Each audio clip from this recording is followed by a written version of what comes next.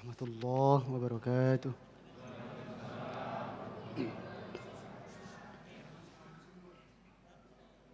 أعوذ بالله من الشيطان الرجيم.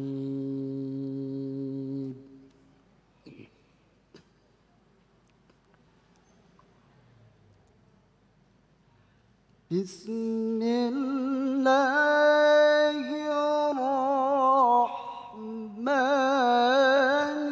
الرحيم.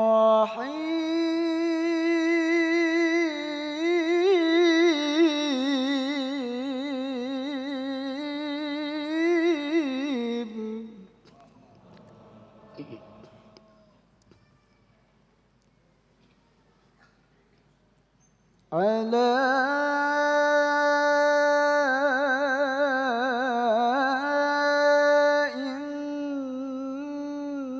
إنهم يثنون صدورهم ليستخفوا منه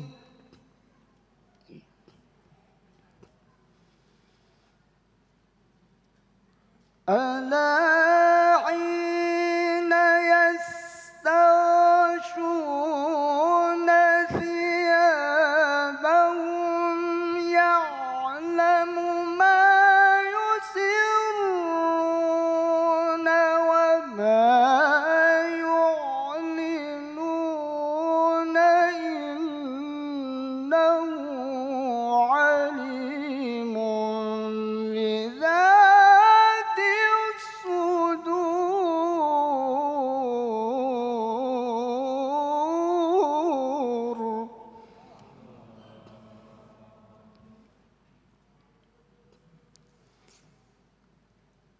وما من دابة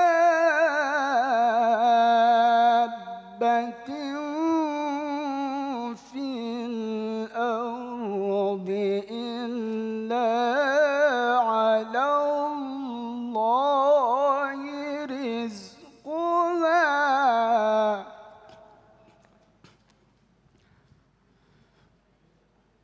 إلا على الله رزقها ويعلم مستقرها ومستودعها كل في كتاب مبين.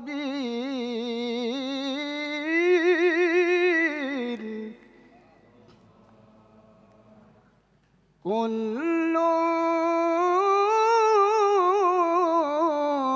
في كتاب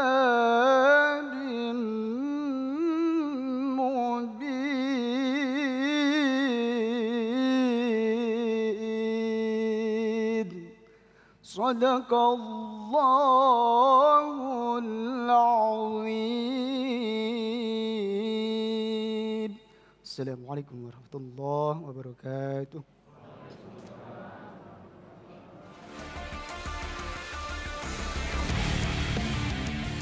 Citayam Fashion Week atau CFW yang akhir-akhir ini menjadi perbincangan hangat di kalangan pengguna media sosial maupun media mainstream.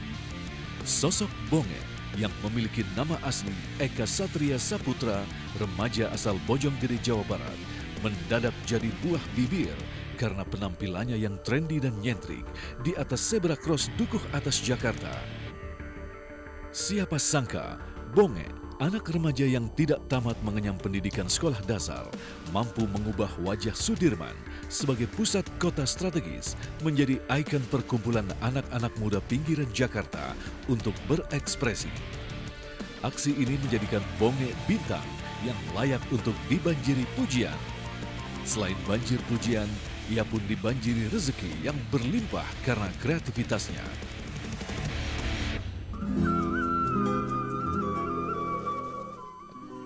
Namun di sisi lain, tidak sedikit orang berupaya dan berusaha untuk meraih rezeki. Namun rezeki tak mudah untuk diperolehnya. Lantas pertanyaannya kini, bagaimana ajaran Islam memberikan pemahaman tentang rizki dan sebuah upaya ini, adakah saling terkait atau malah sebaliknya? Simak kupasannya dalam kajian ilmu Damai Indonesiaku siang ini bersama guru-guru yang telah hadir di tengah-tengah kita. Selamat menyaksikan. Assalamualaikum warahmatullahi wabarakatuh. Alhamdulillahirrabbilalamin. Allahumma salli ala Sayyidina Muhammad wa ala ali Sayyidina Muhammad. Segala puji bagi Allah yang kembali mempertemukan kita dalam majelis ilmu Damai Indonesiaku, yang kali ini kembali kita bersiaran secara langsung dari Masjid Al-Muhajirin, Babelan, Bekasi. Dan pemirsa yang dirahmati Allah, alhamdulillah guru-guru yang kita cintai telah hadir bersama kita, Kiai Haji Idrus Ramli, Kiai Haji Sumarno Syafi'i dan Ustadz Asmar Lambo yang akan mengangkat tema seperti yang baru saja kita saksikan, bagaimanakah kita memahami tentang hakikat rizki. Itulah tema yang kita angkat dalam kesempatan kali ini, tentunya masih bersama kami Damai Indonesiaku yang dipersembahkan oleh Sarung Wadimor, tentu sarung kita. Selamat mengikuti.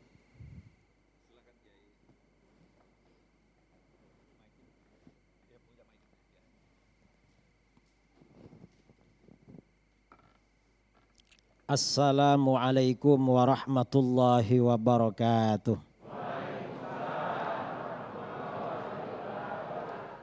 Bismillahirrahmanirrahim.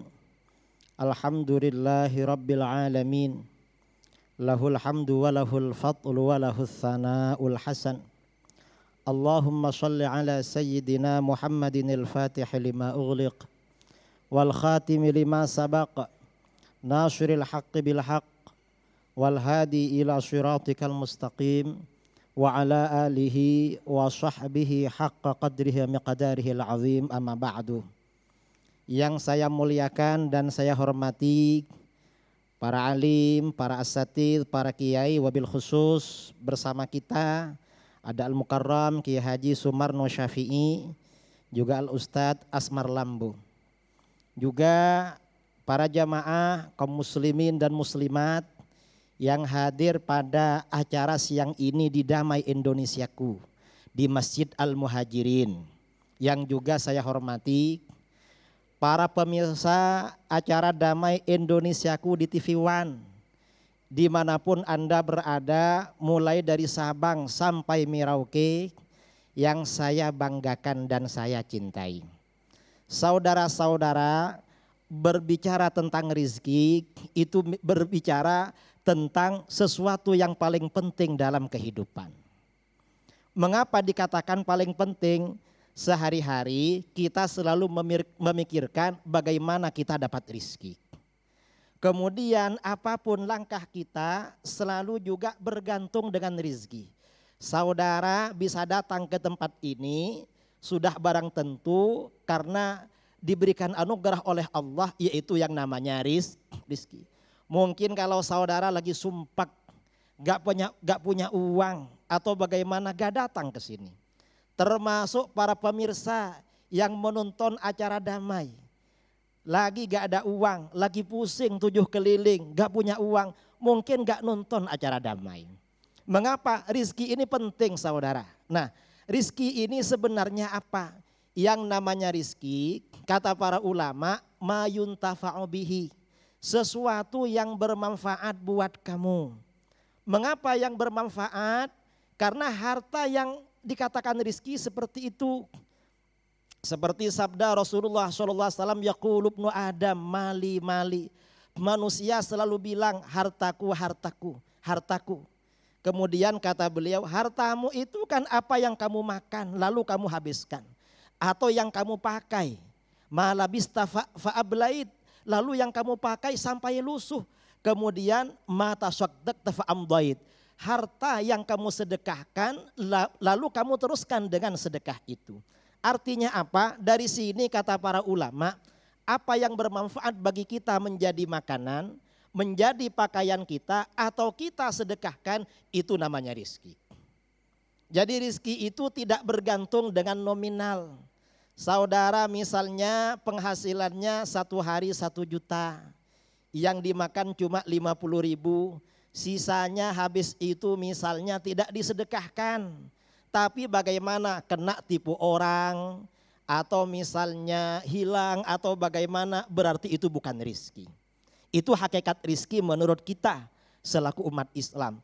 Nah, persoalannya sekarang ini bagaimana rizki ini mudah datangnya pada kita. Kan itu sebenarnya. Betul ibu-ibu?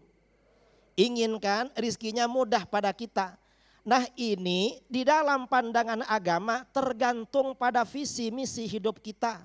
Tergantung cara pandang dan pola pikir kita. Sabda Rasulullah SAW dalam hadis riwayat At-Tirmidzi, riwayat Abu Dawud dari Anas bin Malik, sabda beliau, "Man kanatil akhiratu hammahu, ja'alallahu ghinahu fi qalbih." Siapa yang menjadikan akhirat sebagai pikirannya. Pikirannya dia akhirat terus, berdagang untuk akhirat, menjadi pejabat untuk akhirat, bekerja untuk akhirat, apapun akhirat terus. Maka Allah jadikan rasa kaya di dalam hatinya. Artinya apa? Hatinya tidak galau, tidak risau. Kalau yang dipikirkan ini akhirat terus. Kemudian wa jama'alahu syamlahu. Allah kumpulkan padanya orang-orangnya. Maksudnya apa? Orang yang ikhlas, yang pikirannya akhirat terus, gampang rukun dengan orang. Gampang happy dengan orang, gampang akrab dengan orang lain. Mengapa? Dia gak ada kepentingan. Makanya guru-guru kita, para ulama yang soleh di negeri kita, siapapun datang kepada beliau-beliau. Mengapa? Hatinya ikhlas, gak ada kepentingan. Senang semua orang pada beliau. Ini orang ketika pikirannya akhirat terus. Kemudian bagaimana rizkinya? Wa atathud dunya wa hiya raghimatun. Dunia datang kepada orang tersebut dalam keadaan terhina. Maksudnya keadaan terhina bagaimana saudara? Tidak melelahkan pikiran. Tidak memforsir pikiran. Tidak membuat galau, gak membuat susah. Dan benar-benar terhina. Saya ini kadang-kadang saudara-saudara jumpa dengan sebagian guru kita. Yang soleh-soleh, yang pikirannya akhirat terus. Kadang-kadang cerita, itu datang ke sini mau ngasih uang sekian. Terus kiai, saya gak mau katanya. Hina sekali dunia di mata beliau itu. Gak mau sampai nolak-nolak. Coba datang pada kita, mungkin beda cara penyambutannya itu. Itu orang yang ikhlas ya. Orang yang pikirannya akhirat seperti itu. Sebaliknya dari itu saudara. Wa man kanatid dunya hammahu. Siapa yang menjadikan dunia sebagai pikirannya. Yang dipikirkan keuntungan terus, urusan dunia terus. Ja'alallahu faqrahu baina ainaik. Allah jadikan rasa fakir antara kedua matanya. Artinya apa? Orang yang pikirannya materi, dunia terus, selalu galau, selalu risau, selalu susah.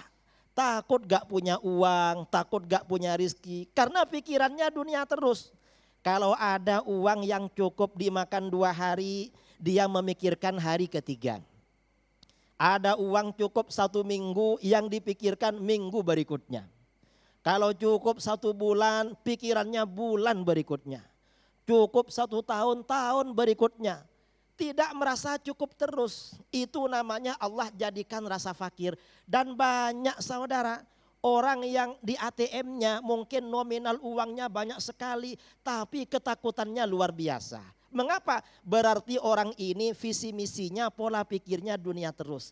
Ada orang-orang kadang saudara-saudara kita pendapatannya biasa-biasa aja, orangnya santai, rajin ke masjid, istiqomah berjamaah, gampang rukun dengan orang. Ini beda memang, ini namanya rizki saudara.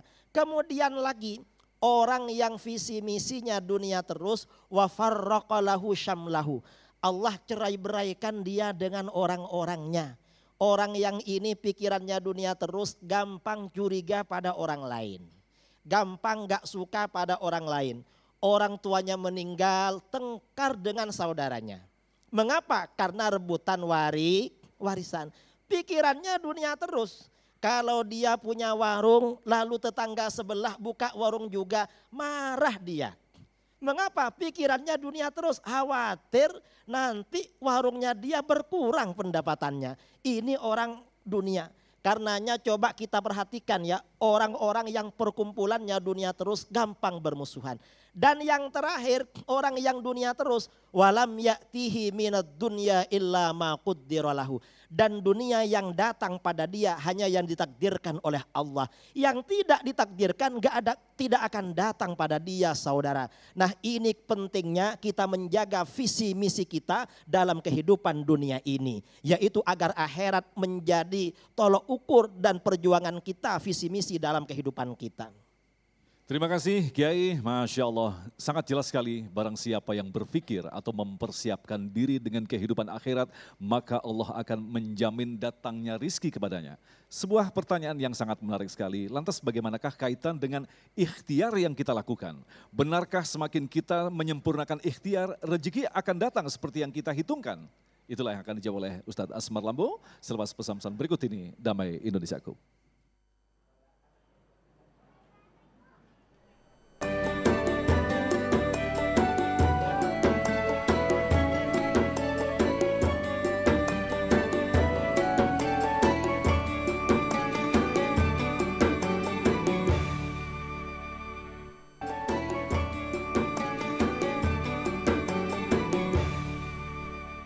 Pemirsa masih bersama kami, Damai Indonesiaku yang mengangkat tema tentang hakikat rezeki. Nah, biasanya kita manusia yang selalu bersandar kepada dunia, selalu mengatakan barang siapa yang berusaha sebaik-baiknya maka dia akan mendapatkan rizki dengan apa yang dia rencanakan. Benarkah demikian? Apa kaitan rizki dengan ikhtiar? Ustadz Asmar Lambo akan menjelaskan pada kita. Silakan Ustadz.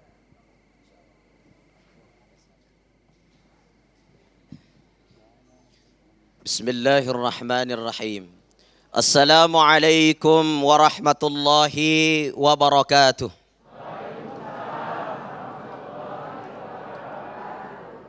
Alhamdulillahilladzi khalaqa kulla syai'in min Adam fa Adam. Wa khalaqa kulla syai'in min nuril anwar. Assalatu wassalamu ala nabiyyina al-Mustafa wa ala alihi wa sahbihi wa man tabi'ahum bi ihsanin ila yaumiddin. Allahumma salli salatan kamilah wa sallim salaman tamman ala sayyidina Muhammadin alladhi tanhallu bihil uqadu wa tanfariju bihil qurabu wa tuqada bihil hawaiju wa tunalu bihir ragaibu wa husnul khawatim wa yustasqal ghamamu biwajhihil karim wa ala alihi wa sahbihi fi kulli lamhati wa nafasin bi'adadi kulli ma'lumillah. Ayyuhal kiram yang kita muliakan, guru kita Ki Haji Idrus Ramli bersama dengan guru kita Ki Haji Syafi'i. Mudah-mudahan Allah panjangkan umur beliau. Allah jadikan guru-guru kita menjadi miscuar cahaya kepada kita, sehingga kita menjadi hamba-hamba yang senantiasa mendapatkan radiyatan mardiyah, ridho dan diridhoi oleh Allah Subhanahu wa taala. Bapak Ibu yang hadir, mudah-mudahan semuanya dirahmati oleh Allah. Amin. Pemirsa Damai Indonesiaku TV One dimanapun berada, rezeki adalah sesuatu yang membuat kita dekat dengan Allah. Rezeki adalah sesuatu yang membuat kita semakin taat kepada Allah. Sebagaimana Syekh Athaillah As-Sakandari mengatakan, alaika li ta'ati. Rezekimu itu apa yang membuat kamu taat kepada Allah. Bu, ibu punya pakaian, ibu punya mobil, kendaraan, ibu punya rumah. Rumah ibu digunakan baik-baik untuk meladenin suami, menjaga anak, tempat berteduh untuk taat kepada Allah. Maka rumah ibu adalah rezeki baginya. Pak, istri dilayani baik, diberikan sedekah baik-baik. Kemudian istri diberikan apa yang dia inginkan yang membuat dia dekat dengan Allah. Maka istri kita adalah rezeki terbaik bagi kita. Karena dalam Islam, rezeki itu apa yang membuat kita dekat dengan Allah Subhanahu wa taala. Dan segala yang membuat kita jauh dari Allah, maka sebenarnya itu adalah musibah, bukan rezeki bagi kita. Maka dari itu Bapak Ibu dirahmati Allah Subhanahu wa taala, persoalan rezeki ini sudah dijelaskan dalam Al-Qur'an. Wa ma min dabbatin fil ardi illa 'ala Allahi rizquha. Tidak ada satu makhluk melata di muka bumi ini kecuali Allah telah mengatur rezeki-rezekinya. Jadi kita ini semua sudah diatur rezekinya oleh Allah. Ma asaba min musibatin fil ardi wala fi anfusikum illa fi kitabim min qabli an nabra'aha. Tidak ada satu musibah, tidak ada sesuatu hal yang menimpa di muka bumi ini, bahkan yang memimpa pada diri kita sendiri pun, kecuali semuanya sudah tercatat di sisi Allah Subhanahu wa taala. Maka dari itu, apa hubungannya antara usaha kita, ikhtiar kita dengan rezeki? Bapak Ibu, Allah itu, Bu, Allah itu memberikan rezeki kepada kita. Allah bisa memberikan dengan usaha. Allah bisa memberikan tanpa usaha, dan Allah bisa memberikan bertentangan dengan usaha. Jadi Allah bisa memberi kita rezeki dengan usaha. Usaha baik-baik, buka toko, kerja baik-baik, Allah kasih. Allah bisa kasih sesuai dengan usaha kita. Dan Allah bisa memberikan tanpa usaha. Tidak diusaha sekalipun rezekinya datang. Tahu burung gagak? Burung gagak yang hitam, ya? Ya, burung gagak yang hitam.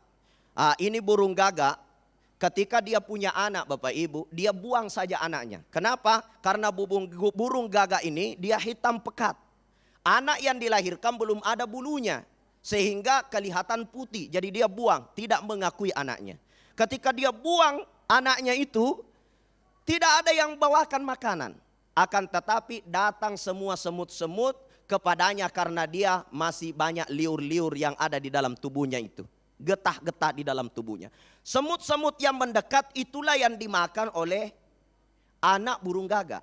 Sampai sayapnya itu terbentuk. Sampai bulunya tumbuh. Akhirnya semut itu tidak mendekat lagi karena bulunya sudah tumbuh. Akhirnya burung gagak, anak burung gagak tadi sudah bisa terbang mencari rezeki sendiri. Artinya apa?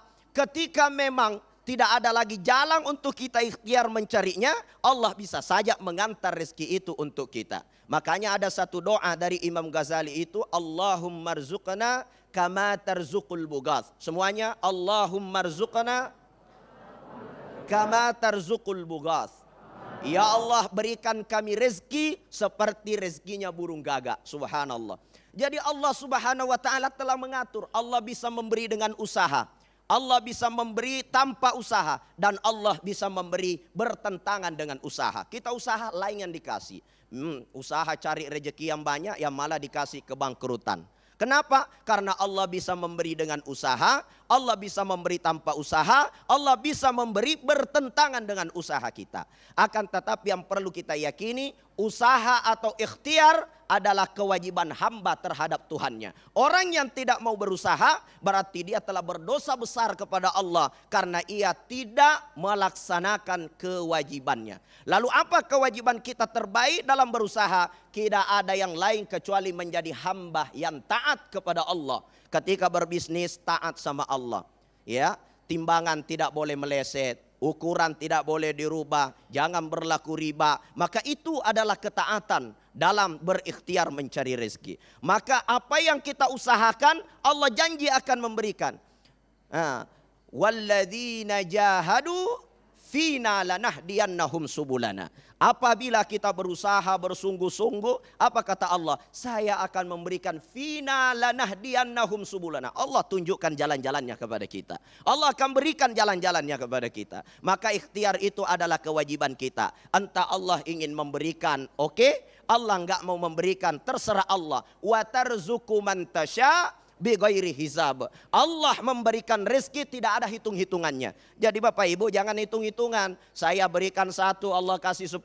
Saya berikan 2, Allah kasih 20. Saya berikan 3, Allah kasih sekian. Itu hitung-hitungan sama Allah. Sedangkan Allah sudah jelaskan kepada kita, Allah itu wa tarzuqu man tasya. Allah memberikan rezeki siapa yang diinginkan, terserah Allah. Bighairi hisab, jangan pakai perhitungan. Kenapa? Karena Allah itu punya hitungan sendiri yang manusia tidak tahu. Asa an takrahu syai'an wa huwa khairul lakum wa asa an tuhibbu syai'an wa huwa syarrul lakum. Kadang-kadang menurut kita ini baik sehingga kita usahakan, tapi menurut Allah belum tentu baik bagi kita. Maka jangan kita bergantung kepada usaha kita, tapi kita berusaha hanya sekedar menjadi sebuah kewajiban kita untuk senantiasa berada pada rel yang Allah inginkan. Maka dari itu ada seorang anak muda Bapak Ibu, dia tinggal di masjid, dia doa terus, ya Allah, minta rezeki, ya Allah kayakan saya, ya. Kemudian datang Umar bin Khattab, selesai ia melaksanakan salat duha. Ya kurang lebih kalau jam kita di sini mungkin jam 9, jam 10 pagi, belum tinggalkan masjid dari salat subuh Pak. Sang pemuda tadi diusir oleh Umar bin Khattab untuk keluar dari masjid. Untuk apa? Untuk ikhtiar mencari rezeki yang halal. Kenapa? Karena pentingnya ikhtiar sebagai kewajiban bagi kita mencari rezekinya Allah. Dan adapun imbalan dari Allah, terserah Allah berapa yang mau dikasih, karena Allah lebih tahu terhadap diri kita daripada diri kita sendiri. Jadi Bapak Ibu, kita tidak merasa susah ketika kita ikhtiar tidak dikasih sesuai apa yang kita inginkan. Kenapa? Karena kita ikhtiar di jalan yang benar, tujuannya untuk mendapat mardatillah, ridhonya Allah Subhanahu wa taala, bukan untuk apa-apa. Jadi kalau niat kita sudah rusak Pak, itu yang membuat kita tidak tenang. Ya, niat kita sudah tidak benar, itu yang membuat kita tidak tenang. Makanya seluruh aktivitas hidup kita Bapak Ibu akan jadi ibadah kalau kita jadikan itu lillah, karena Allah. Kita salat, usolli fardad duhri 4 raka'atin mustaqbilal qiblati lillahi ta'ala, semua lillah. Wudu, nawaitul wudu'a li raf'il hadatsil asghari lillahi ta'ala, karena Allah. Kemudian kita mandi junub, nawaitul gusla li raf'il hadatsil akbari, ditutup lillahi ta'ala. Ibu memasak lillahi ta'ala, suami bekerja lillahi ta'ala. Kalau semua outputnya adalah lillahi ta'ala, maka ikhtiar kita tidak akan membawa kekecewaan bagi kita. Inilah yang disebut radiyah.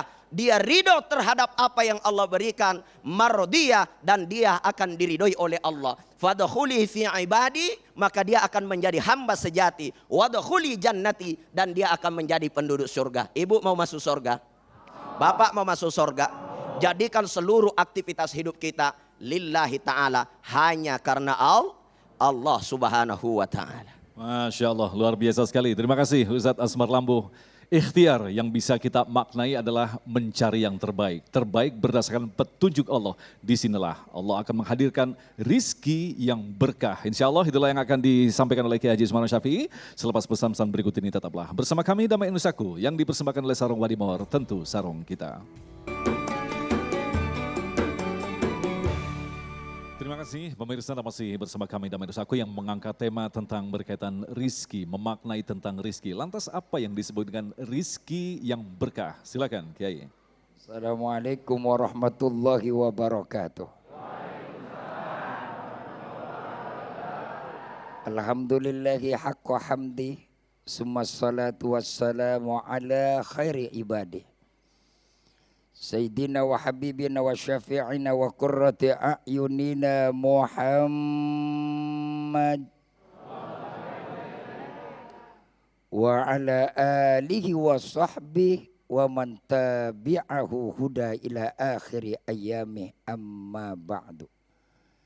Al-Mukarram Bapak Kiai Haji Idrus Ramli dan juga Ustadz kita Asmar Lambuh, Bapak Ibu Saudara hadirin rahimakumullah, para pemirsa Damai Indonesiaku di mana Anda berada, dan insya Allah sama-sama dimuliakan Allah.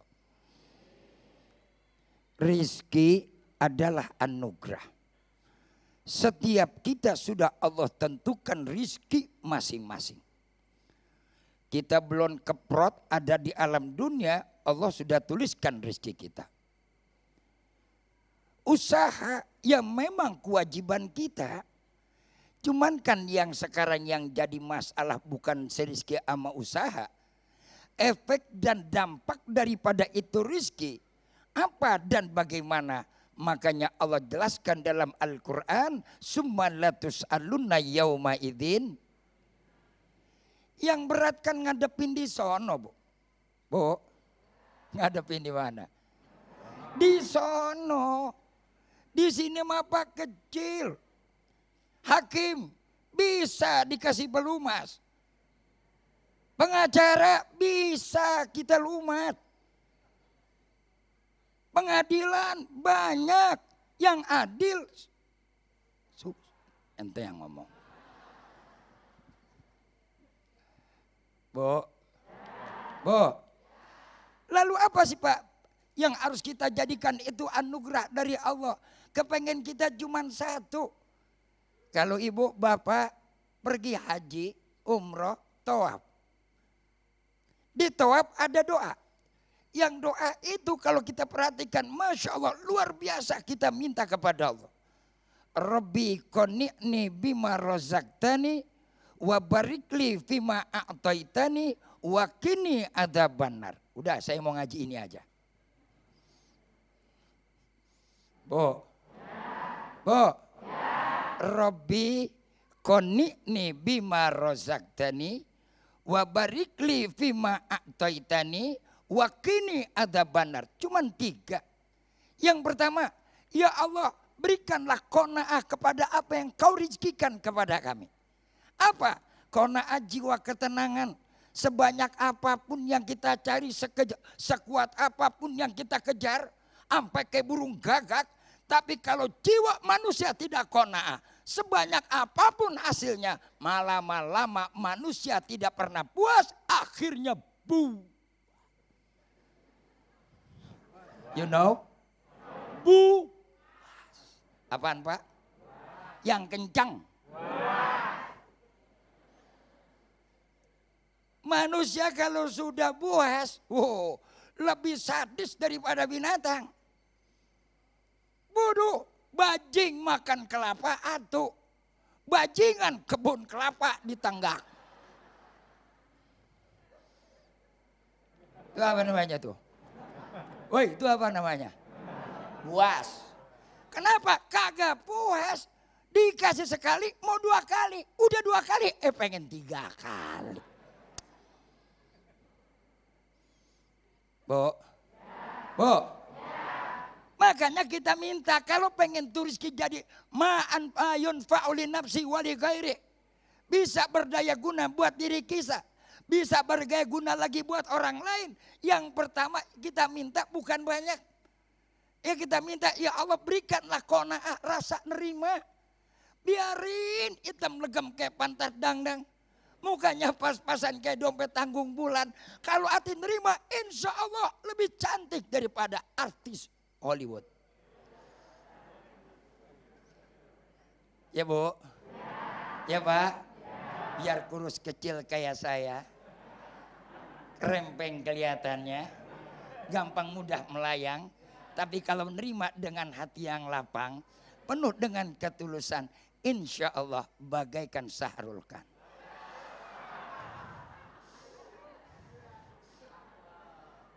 Betul apa betul? Iya apa iya? Ini kan kadang-kadang yang jiwa yang puasnya ini yang susah. Biar udah nongkrong di majelis taklim, ngaji tiap minggu, giliran masuk ke majelis taklim ngelihat sebelah pakai gelang gerasak gerusuk. No.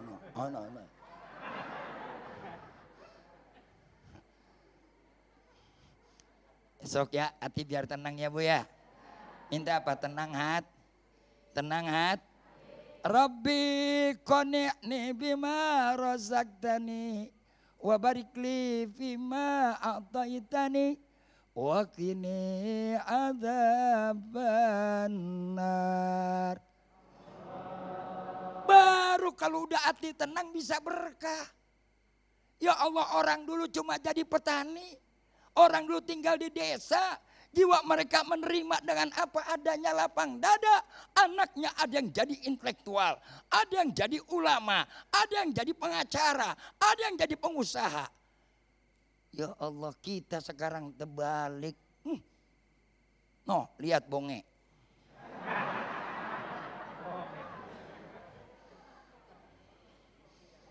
Masih panjang saya ini ya? Masih panjang? Terusin. Sampai jam berapa? Iya, lo duduk enak, gua berdiri. Itu kan satu cerminan Allah berikan. Tadi kan dibilang Allah mau kasih nggak melihat pilih bulu. Lang ironinya sekarang malah udah Allah tunjukin si bonge adalah sebagai tamparan buat kita. Malu tahu-tahu malah pejabat ngikutin ke si bonge. Dunia terbalik Pak. Terbalik kagak? Terbalik kagak? Allahu Akbar. Maka alhamdulillah begitu aksi-aksi yang di jalanan semacam ini yang mengundang aneka ragam ekses sosial terhadap kepentingan masyarakat, ambil tindakan tegas. Itu adalah Allah tunjukkan kepada kita. Makanya lihat gambaran yang Allah berikan dengan kita nggak sadar kadang-kadang apa yang Allah sebutkan dalam Al-Quran. Wasanudrijuhum wahum la ya'lamun. Ketika ini sudah Allah berikan, kita tidak sadar. Padahal itu istidraj. Jangan bang. Enggak.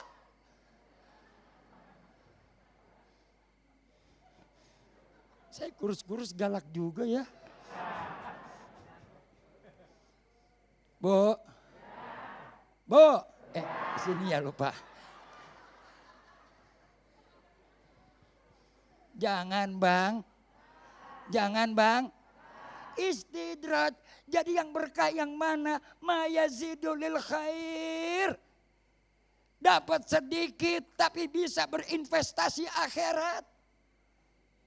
Makanya jangan hanya kita pandai mencari, pandailah berinvestasi.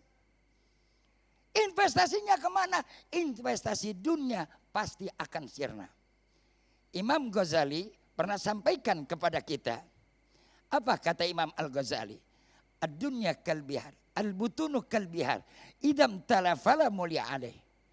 Perut ini kayak lautan, enggak pernah cukup orang yang namanya ngisi perut. Lautan siapa sih yang sanggup nguruk?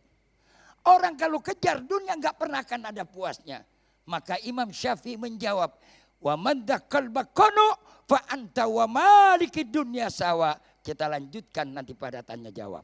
Baik, terima kasih Kiai. Biar semakin penasaran begitu Kiai ya. Nah, insya Allah nanti ditanya jawab nanti kita akan jawab pertanyaan-pertanyaan dari para hadirin yang kami cintai, yang insya Allah tentu saja akan memperdalam pemahaman kita bagaimanakah kita memahami tentang rizki. Jangan-jangan selama ini kita salah memahaminya sehingga kita selalu berburuk sangka kepada ketetapan Allah. Insya Allah kami akan kembali selepas pesan-pesan berikut ini.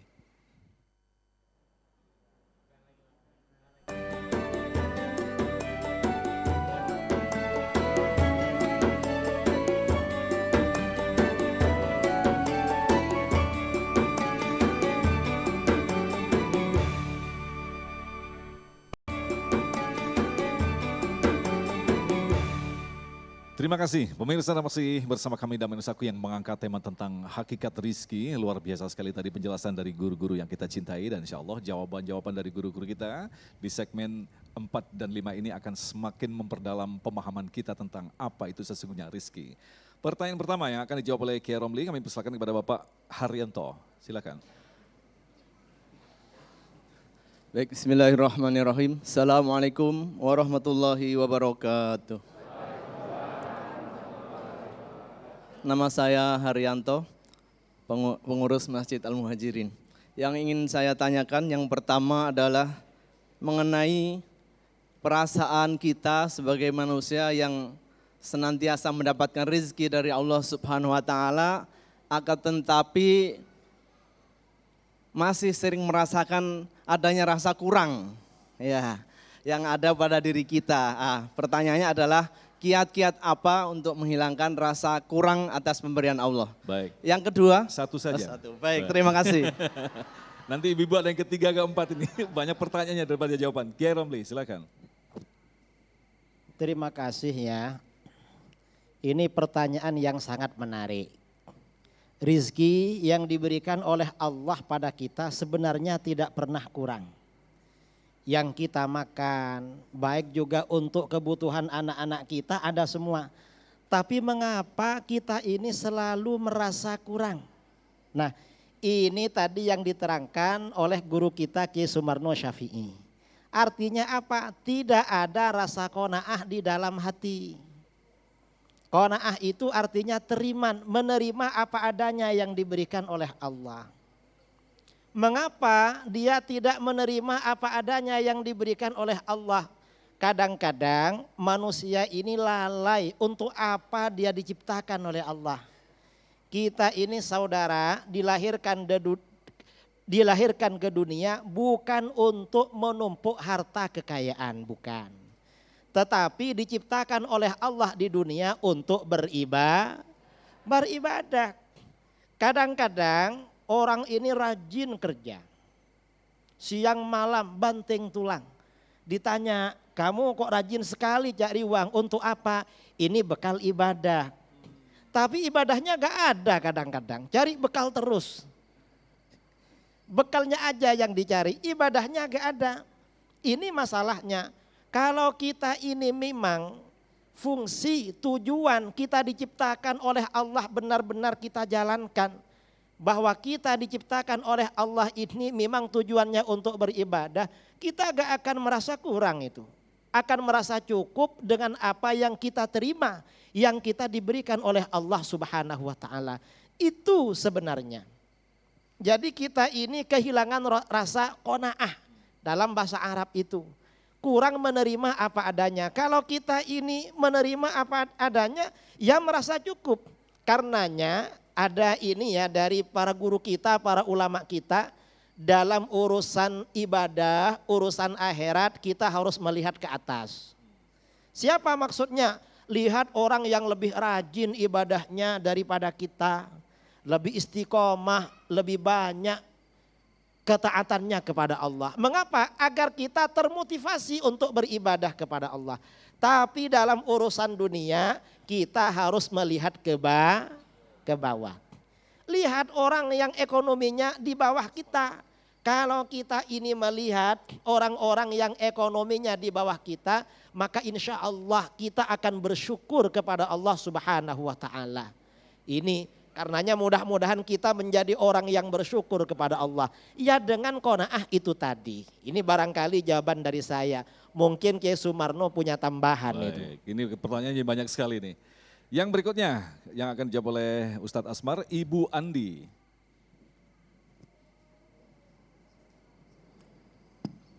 Bismillahirrahmanirrahim. Assalamualaikum warahmatullahi wabarakatuh. Perkenalkan, nama saya Handi Mardiah dari Majelis Taklim Al-Muhajirin, Pondok Ungu Permai, Bekasi. Sesuai dengan tema pada siang hari ini, mungkin langsung saja dari pertanyaan, apa konsep-konsep apa saja yang diberikan oleh Allah Subhanahu wa taala rizki sehingga menjadi berkah. Terima kasih. Wassalamualaikum warahmatullahi wabarakatuh. Waalaikumsalam warahmatullahi wabarakatuh. Silakan Ustadz Asmar. Jadi konsep apa sehingga rezeki kita itu menjadi berkah? Ya. Yang pertama, untuk mendapatkan rezeki yang berkah itu tidak ada jalannya kecuali mengantarkan seluruh aktivitas kita itu menjadi aktivitas yang mendekatkan kepada Allah Subhanahu wa taala. Maka rezeki kita itu akan berkah. Maksud saya di sini ketika datang waktu panggilan Allah seperti halnya dengan waktu sholat, ya, maka aktivitas-aktivitas kita mengumpulkan harta, aktivitas-aktivitas kita di toko, aktivitas-aktivitas kita di kantor itu harus dijedah sejenak. Untuk apa? Untuk bagaimana kita kembali kepada tujuan hidup kita. Iya, wa ma khalaqtul jinna wal insa illa liya'budun, yang mana kita ini diciptakan oleh Allah tujuannya untuk mengabdi kepada Allah. Seperti yang dikatakan oleh guru kita Kiai Idrus Ramli tadi, jangan kerjanya kita ini hanya mengumpulkan bekal untuk ibadah, tapi ibadahnya tidak jalan-jalan. Karena kalau kita ingin mengukur pengumpulan harta kita itu enggak ada cukupnya.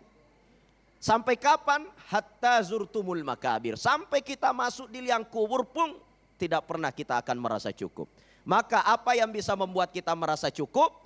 Kita harus menjadi orang-orang yang mengalihkan seluruh aktivitas hidup kita itu lillah, karena Allah. Tetap itu yang menjadi tujuan utama. Saya kira seperti itu, Bu. Baik, terima kasih Ustaz. Selanjutnya kami persilakan kepada Bapak Muhammad Yasri yang akan dijawab oleh Kiai Sumarno Syafi'i. Silakan.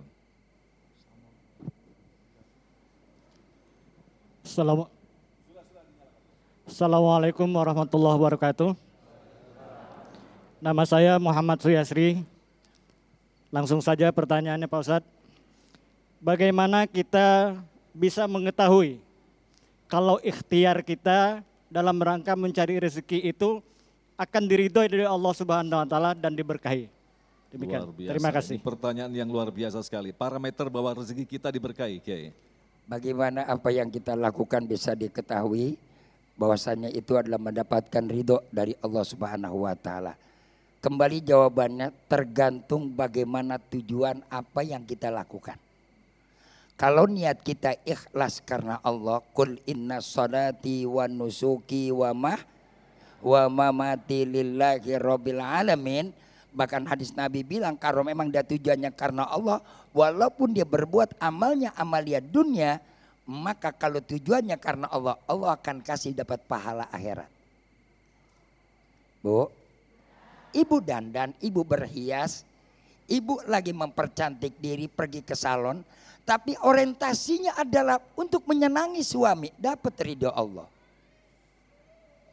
Ibu pergi ngaji, datang ke majelis taklim, begitu duduk orientasinya pengen dikenal orang, langsung buka HP, set. Halo, masuk update status, masuk lagi Instagram, di situ ibu tulis, aku di taman sorga, pret.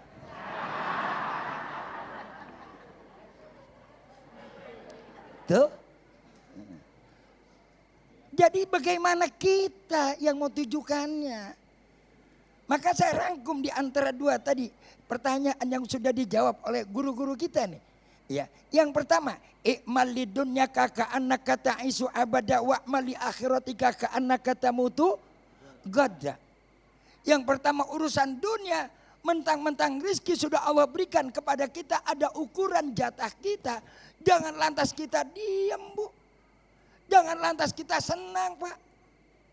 Tetap kita disuruh hidup ini adalah permainan, disuruh kita bermain. Jangan jadi penonton. Halo umat Islam. Jangan jadi harus jadi pemain. Berbuat apa yang kita bisa perbuat. Berdagang, berusaha, berniaga. Walaupun ada persaingan retail yang besar. Dengan dana dan modal yang besar. Kita tidak boleh kalah dengan mereka. Apa konsep mereka? Manajemen yang baik, penyajian yang baik. Let us, mari kita lakukan. Tuh, halo? Halo? Bu, juga kita jangan kalah. Lalu apa orientasi mereka? Orientasi mereka adalah untuk profit minded. Mengembangkan jalan kepentingan dunia. Tapi kalau kita adalah orientasinya wal akhiratu khairul laka minal. Kalau sudah akhirat yang kita tujukan tadi sebagaimana disampaikan oleh Ustadz Ramli gini. Masya Allah Ustadz itu Ramli. Betul-betul orang gak akan pernah sepinya.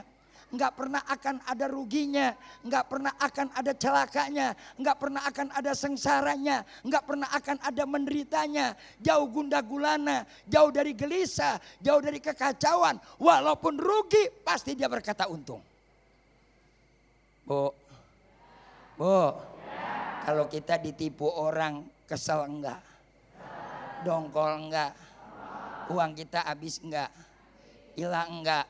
Nominalnya hilang, akhiratnya nambah. Lah Pak, dari mana nambah Pak? Kalau kita umpamanya dengan ikhlas lapang dada, begitu dia mengambil harta kita, dia tipu kita, dia rekayasa kita, yang mengambil rezekinya sampai di situ, tapi keberkahan yang Allah berikan kepada kita jauh akan berlipat ganda. Ini kan lagi zaman yang namanya tipu-tipu online. Lu sih gara-garanya dia juga nih mata matre. Orang kalau mata matre Pak begini nih, apa yang disajikan langsung ya kepengen betul aja. Makanya awas, hati-hati. Kalau kita sadar, oh kita pengen dapat ridho Allah. Rasul aja pengen dapat ridho Allah, Nabi nangis tiap malam doa. Allahumma inni as'aluka ridhoka wa a'udzubika min sakhatika. Makanya jauhkan dari pekerjaan yang murka dan dimurkai oleh Allah. Bu, ada orang ibadah mau pergi haji tapi riba. Enggak usah saya bahas. berat. Jangan kira-kira gampang, Pak. Ya Allah, para ulama tiap malam menangis ketika dia sholat. Dia tanya, baju saya halal apa tidak? Sejadah saya halal apa tidak? Sampai-sampai dia pakai lampu. Lampu saya halal apa tidak? Pernahkah kita berpikir begitu? Ibu pakai mukena yang cakep, mukena Bali berendak-rendak. Tahu-tahu uangnya boleh nyolong duit kantong suami. Gaya sholat khusyuk Allah. Malaikat ngelihat pret.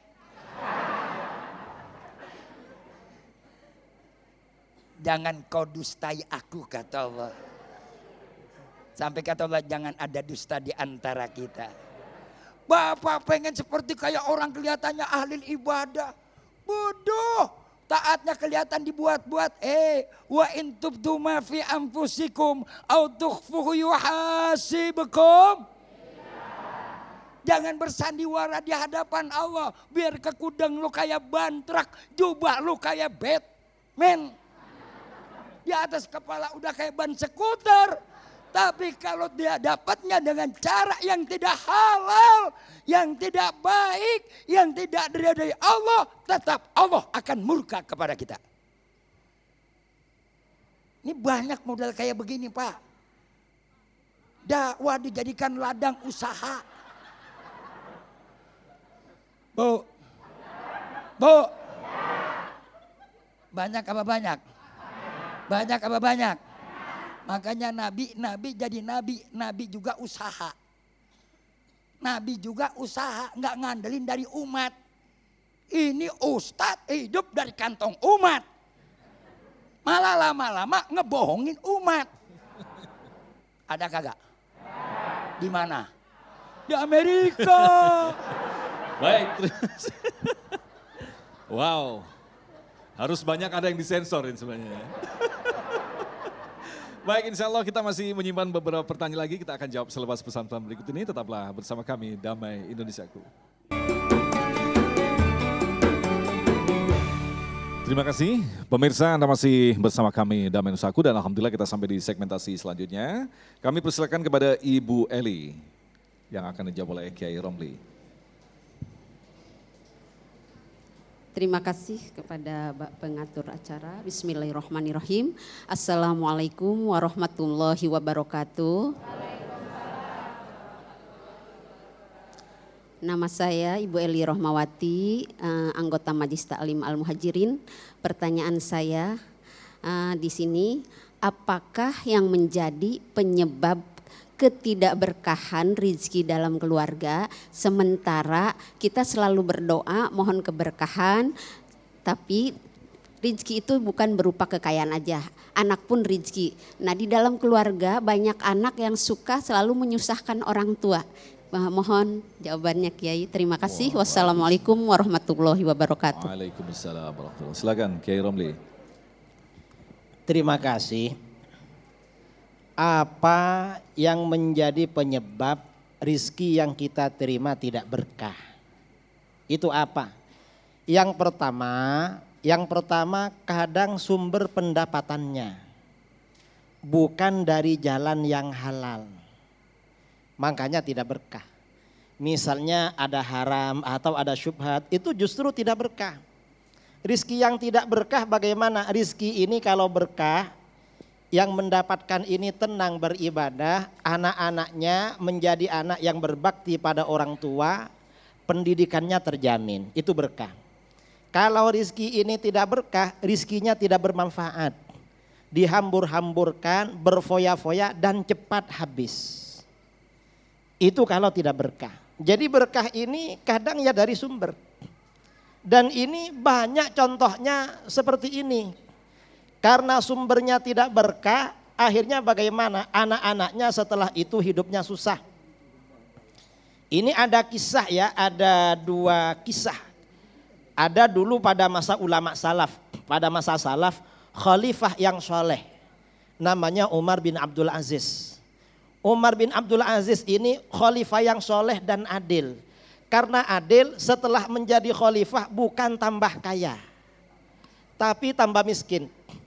Ketika meninggal dunia, harta benda beliau, karena beliau ini miskin gak punya apa-apa, anaknya jumlahnya 12, semuanya laki-laki. Masing-masing anaknya dapat pembagian warisan emas kira-kira 3 gram.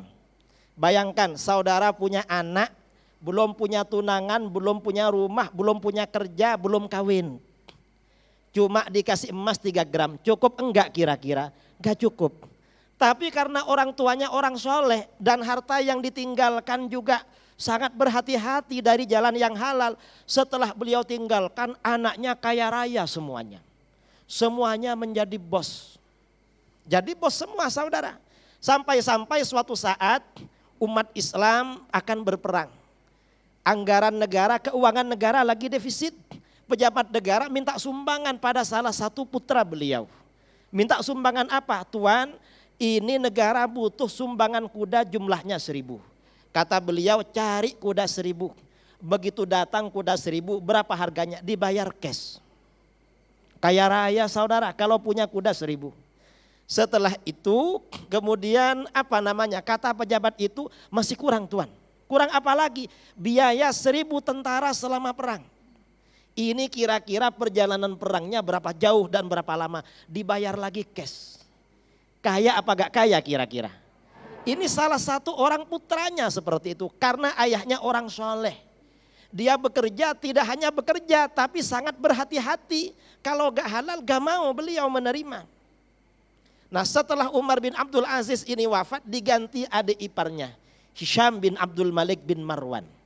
Nah Hisham ini kebalikannya Umar. Kalau Umar ini khalifah yang adil, Hisham tak adil. Kalau Umar ini khalifah yang soleh, Hisham ini zalim. Umar ini khalifah yang baik-baik, gak mau mengambil kekayaan negara. Hisham ini koruptor saudara. Setelah meninggal dunia, Hisham ini anaknya 12 semuanya laki-laki. Karena koruptor, dulu mata uang itu kan berbentuk emas. Masing-masing anaknya itu dapat harta warisan berapa? 40 kilo emas. Masing-masing. Kalau punya 40 kilo kira-kira kaya apa gak kaya? Kaya saudara, ibu-ibu punya emas 1 kilo?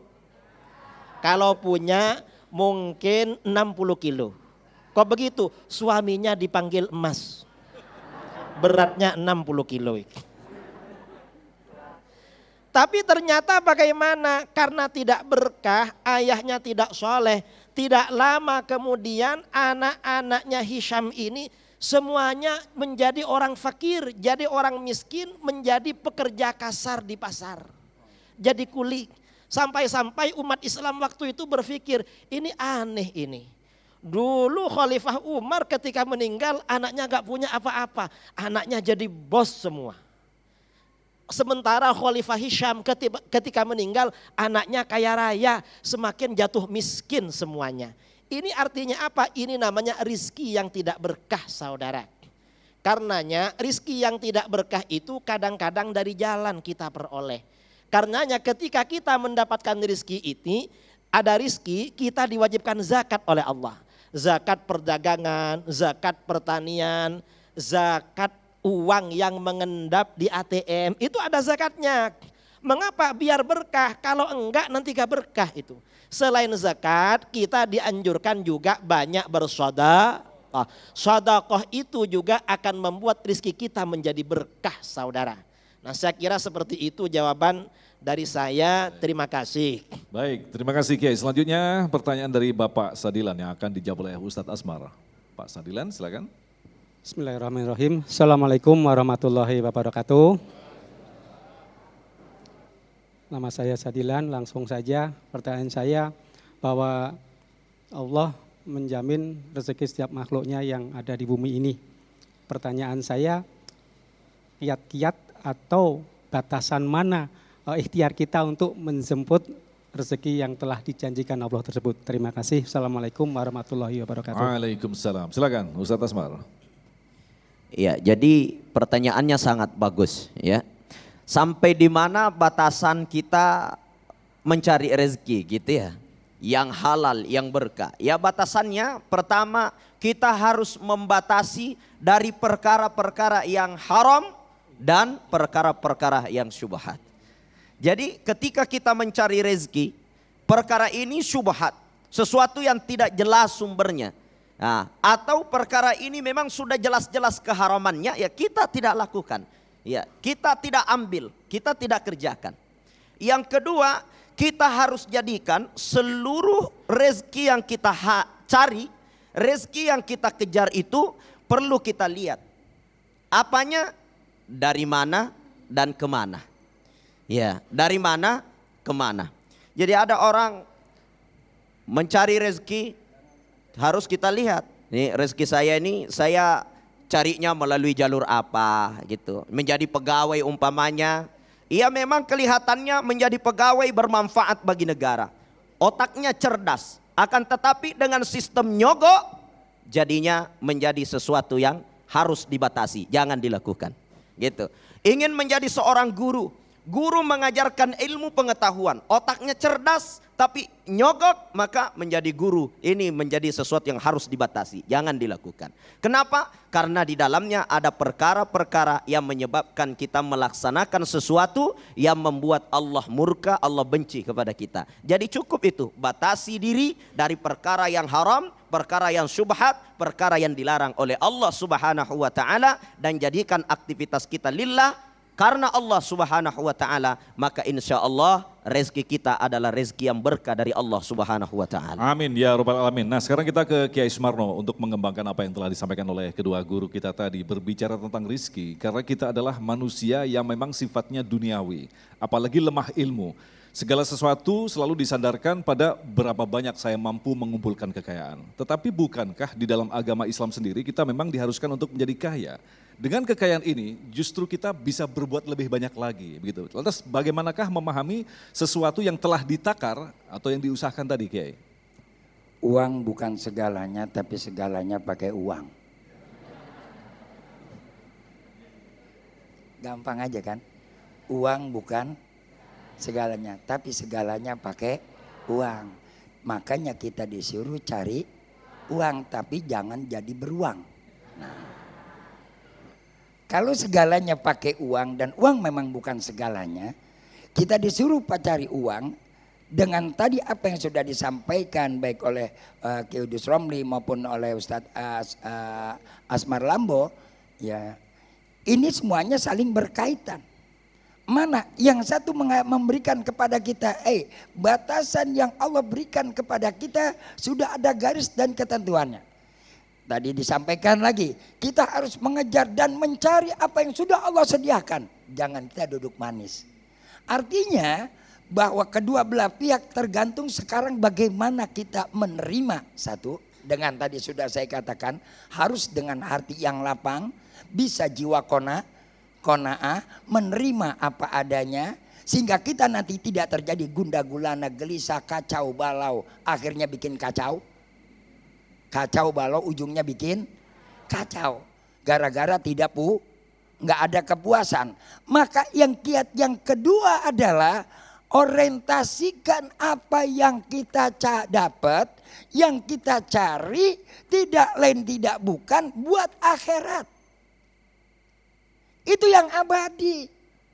Kan tadi dia bilang hidup bukan numpukin harta. Begitu ibu punya emas 5 kilo, berapa banyak itu gelang itu kalung. Kalau meninggal dunia dibawa nggak ke kuburan? Alhamdulillah suami dimodalin kawin lagi.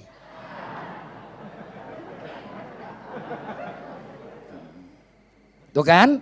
Makanya ibu-ibu yang pada pakai gelang, pakai anting, pakai cincin, pakai kalung, kita kan nggak tahu umur kita kapan berakhirnya. Wa matadir nafsum madza taksibu goda wa matadir nafsum bi ayaidin tarmut. Kita nggak tahu kapan dan di mana kita akan mati. Hari ini ibu ngaji pakai gelang, hari ini ibu ngaji pakai cincin, pakai perhiasan, pakai kalung. Belum tentu besok ibu masih hidup. Halo? Saya bukan nakut-nakutin. Dari sekarang wanti-wanti ai gelang, andaikan aku pergi, tetaplah engkau jadi milikku. sebelum aku meninggal dunia, aku sudah titipkan. Ketika aku nanti akan pergi, aku titipkan dengan pengurus masjid. Pak DKM, ini gelang saya bukanlah milik saya. Ini cuma sekedar saya hak guna pakai.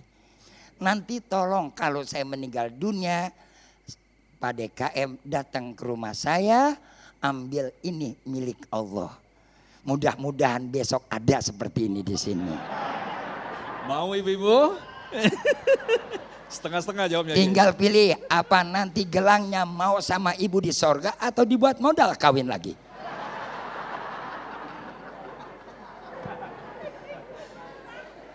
Kiai, sedikit ditambahkan, bagaimanakah dengan sebuah kebijaksanaan yang akhirnya terjadi proses pemiskinan? Ketika Allah sudah menakar seseorang, tapi karena kebijaksanaan, maka terjadi proses pemiskinan. Bukan kehendak dia kan? Kebijakan yang salah tidak semuanya melahirkan miskin.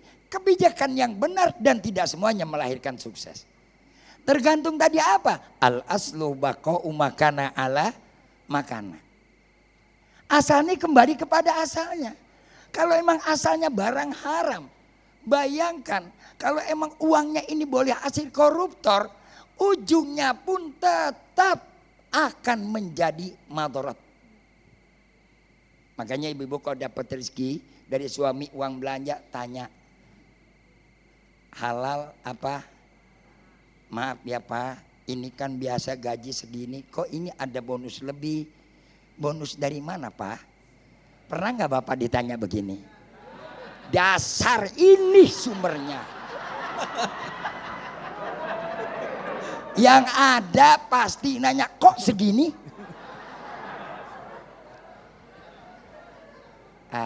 Baik. Terima kasih Kiai, luar biasa sekali guru-guru yang kita cintai telah memberikan ilmu kepada kita, Kiai Haji Idrus Ramli, Kiai Haji Sumarno Syafi'i dan Ustadz Asmar Lambo. Mudah-mudahan apa yang telah disampaikan pada kita akan berbalas kucuran ilmu kepada guru-guru kita sehingga kita akan terus mendengarkan nasihat-nasihat dari guru yang kita cintai hingga pada akhirnya kita semakin dekat dengan Allah Subhanahu wa taala. Tetaplah bersama kami, Damai Indonesiaku.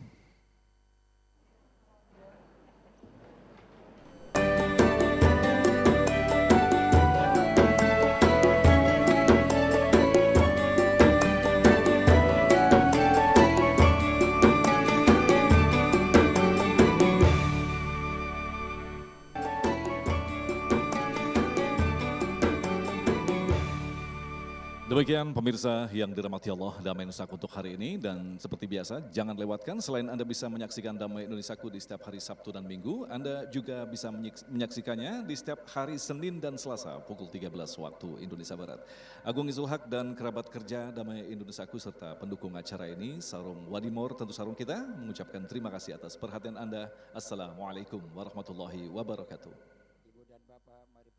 Kita tutup acara taklim pengajian kita Damai Indonesiaku dengan bacakan doa. Mudah-mudahan Allah berikan taufik dan hidayah, ridho dan inayah. Allahumma salli wa sallim ala sayyidina Muhammad wa ala alihi wa sahbihi wa sallim tasliman katsira. Alhamdulillah wassalatu wassalamu ala Rasulillah sayyidina wa nabiyina wa maulana Muhammad ibn Abdillah. Allahumma inna nas'aluka al-afwa wal afiyah wal mu'afatad daimah wa nas'aluka darajatal aliyah wa fahman zakiyah wa ilman nafi'a wa amalan salihan makbula wa tijaratan lan tabur ya alima ma fis sudur akhrijna minadh-dhulumati ilan nur. Allahumma nawwir qulubana bin nuri hidayatik kama nawartal arda bin nuri syamsika abadan abada. Rabbana atina fid dunya hasanah wa fil akhirati hasanah wa qina adzabannar. Wa sallallahu ala sayyidina Muhammadin khairil ajmain. Subhana rabbika rabbil izzati amma yasifun. Wassalamun alal mursalin walhamdulillahi rabbil alamin. Assalamualaikum warahmatullahi wabarakatuh.